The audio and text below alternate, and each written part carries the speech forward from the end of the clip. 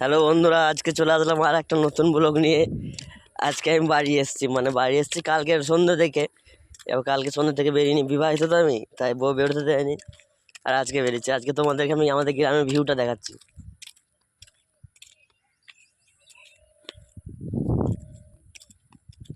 So gas, এটা হলো আমার গ্রামের ভিউ। আর ওই যে বাড়িটা দেখতে পাচ্ছ, ওইটা হলো আমাদের বাড়ি।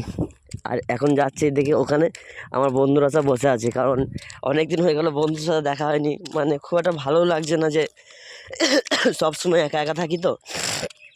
আর আজকে ফার্স্ট টাইম না, অনেক দিন পরেই বাড়ি আসলাম, প্রায় 1 মাস হয়ে গেল। আর বন্ধুদের সাথে কথা ফোনে তেমনভাবে হয় না, জাস্ট যখন সামনে আসি তখনই দেখা হয়। তো আমি তোমাদেরকে দেখাবো যে বন্ধুদের সাথে মেশে মানে গিয়ে আমি ওদেরকে জানাবো না যে আমার ফোনটা ক্যামেরা চলছে, ঠিক আছে?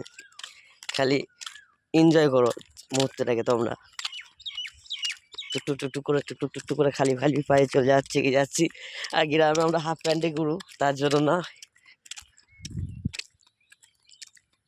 আর সব থেকে দুঃখের বিষয় এটা, আমরা যখন শুনলাম যে মানে আমাদের যে ঠ্যাকটায় বসি তার ঠ্যাকটার আগে দুখানা গাছ ছিল, একটা সিরিজ গাছ। মানে সেখানে এই যে স্থানীয় চাষবাস যারা করে তারা এসে কিন্তু ওই গাছের গোড়ায় বসে সবাই ভাত খেত, কেউ রেস্ট করতো, বিশ্রাম করতো।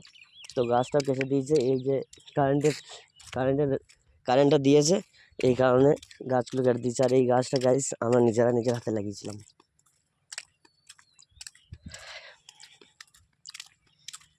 তো ফাইনালি আমরা চলে আসলাম।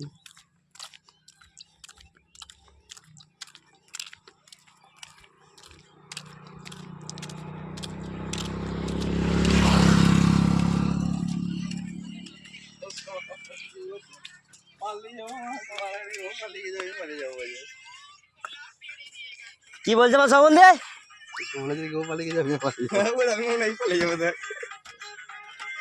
তাই মণিপুর। Hi guys, Manipur. তো ফাইনালি আমরা চলে আসলাম আমাদের সে বসার বিশ্রাম জায়গায়।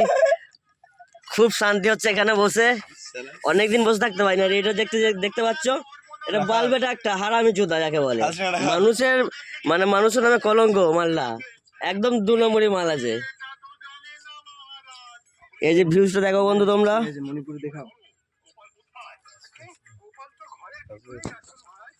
ঠিক আছে বন্ধু, পরের ভিডিও পরে দিচ্ছি।